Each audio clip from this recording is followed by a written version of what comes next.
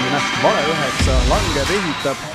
Aga Lorentsi avavile kõlas ehk sõidame ja siis ja sööd sinna karistusalasse ja Kabore viib Narva Transi 6. minutil 1-0 juhtima, aga on seal keskringi juures üks Vapruse meestest maas ja kapten Villota ka seal tuletab Lorentsile seda olukorda meelde, et ega seal mitte viga olnud. 90 minuti jooksul teeb 8,02. Siin see enam-vähem samast kohast lõi Florale. Otsevärk Grünwaldi selja taha ja praegu üritab siin Matrossovit natukene üllatada, aga Maksimkini nurgalöök teravalt ette posti, aga ei klaarita ära seda palli, tuleb hoopis Transi teine ja Mihhailo Kožuško viib Transi 24. minutil 2-0 ette ja justkui külm dušš Vaprusele.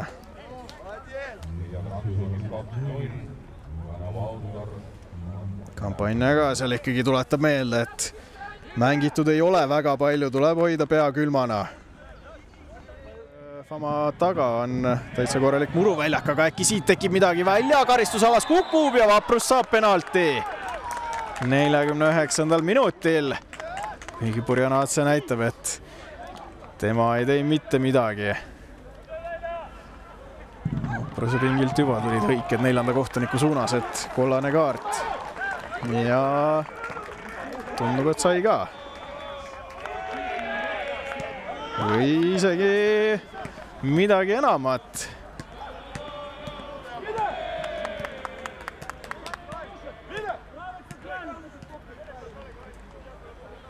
Vaprus.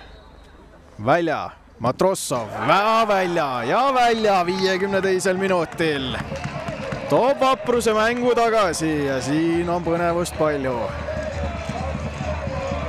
Oi, kuidas võib üks olukord mängu niimoodi muuta. Peensalule. Äkki siit tuleb juba Viigi värav. Tõste karistusalasse. Ei saa Vallik jalga vahele. Sööt ette poole. Jätka veel. Pajo võimalus, aga Matrossov on ees. Arvat, et Trans on selle mängu võitnud juba, aga enne äkki siit ei. Ette poole.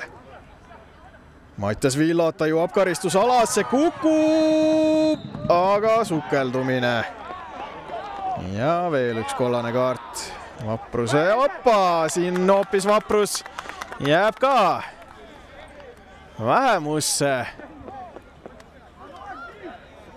Või kas ikka oli? Seespool, eks ta sinna liigub natuke ringi. Ja kõik. Jürgen Lorents vilistab mängu lõppenuks. Trans. Poolkaitse Sander Kapper. Väga valus 1-2 kaotus Narva Transile.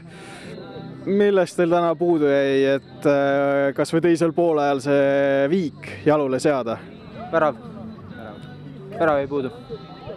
Kui palju see esiteks Burjanatse punane kaart mängu mõjutas? Te olite enamuses, te otsisite, tekkis ka päris häid võimalusi, aga nagu sa mainisid, väravast lihtsalt ei puudu.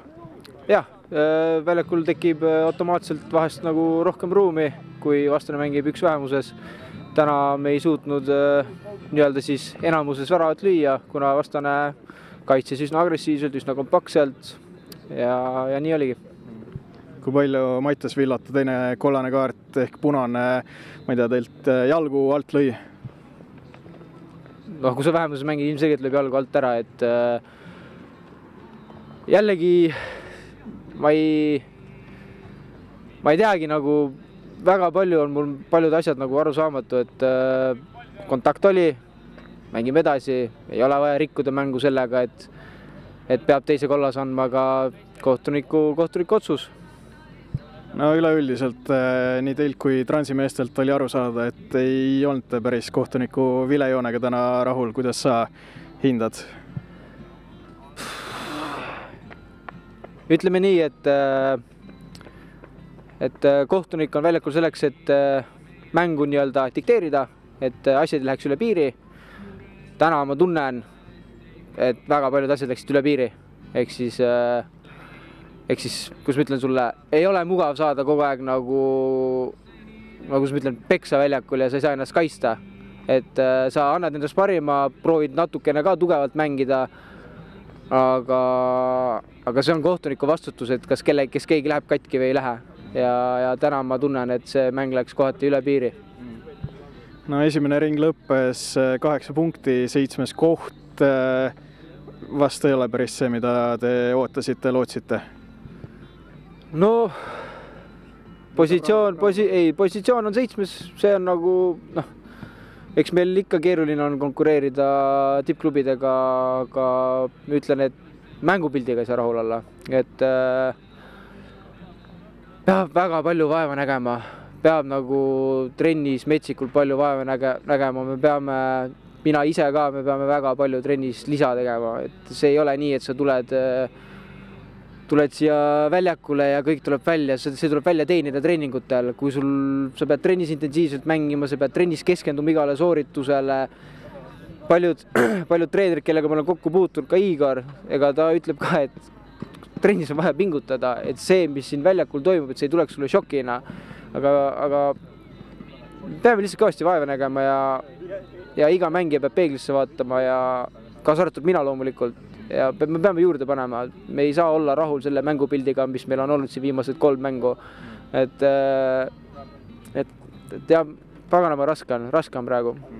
No järgmisena Harju Laagri võõrsil, see on koht, kus oma vigu parandada.